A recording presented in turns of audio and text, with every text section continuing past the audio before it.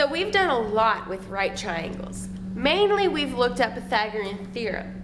But what if I have a triangle where I don't have all three sides and one side missing, and there's nothing I can do for A, B, or C? For example, this triangle right here. I have 7 here, I have X here. There's nothing on this side of the triangle though. I can't do A squared plus B squared equals C squared because I'm missing one of those legs. I do have a degree. Can that help me? It can. So how do I find X when I have 2 sides and an angle? I use trig.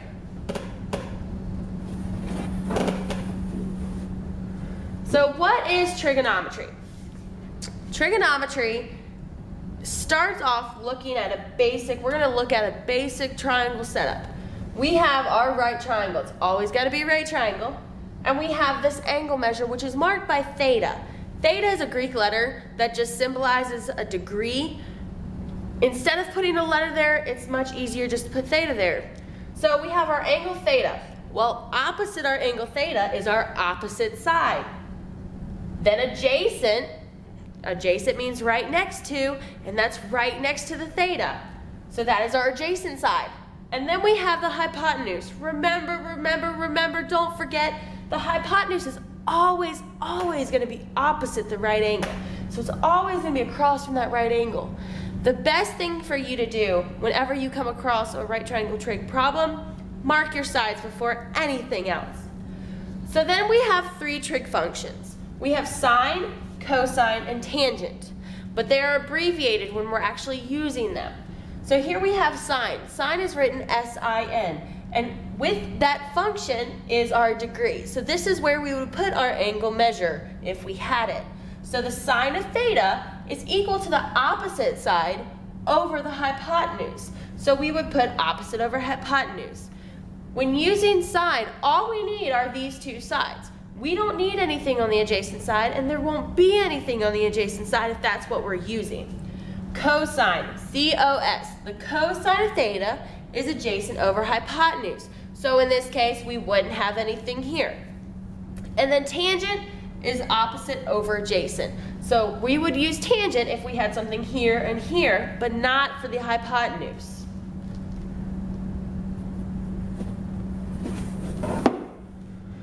So what if we took those 3 sides of the triangle, opposite, adjacent, hypotenuse, and we put them just as letters? O-A-H, opposite, adjacent, hypotenuse. And so here's my triangle again, but with only letters for each of those sides labeled. And when you label your triangle, you can just use the letters, that's fine. So now, sine is just opposite over hypotenuse. Cosine is adjacent over hypotenuse, A over H, and tangent is O over A, opposite over adjacent. If we were to take these, there's an easy way to remember what goes where when regarding trig functions. And that's where we get SOHCAHTOA. SOHCAHTOA. Let's look a little bit more at that. How did we get SOHCAHTOA from sine, cosine, tangent? SOHCAHTOA. The first letter in SOHCAHTOA, so we're going to break it into 3 parts. The first letter of each part is the function. So, S-O-H, that S stands for sine. The second part is SOHCAH, C-A-H, C stands for cosine, and then TOA, T stands for tangent. So sine, cosine, tangent. So then after that first letter, the second letter is what goes on top of that fraction. And the third letter is what goes on the bottom. So now you have 2 letters. Sine, O-H. Sine equals opposite over hypotenuse. Cosine, adjacent over hypotenuse. And tangent, opposite over adjacent.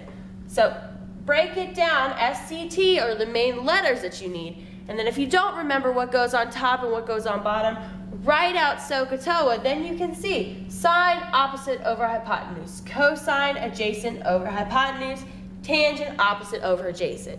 SOHCAHTOA, you're gonna need to remember that, and it's gonna be so helpful. Just keep it in your head.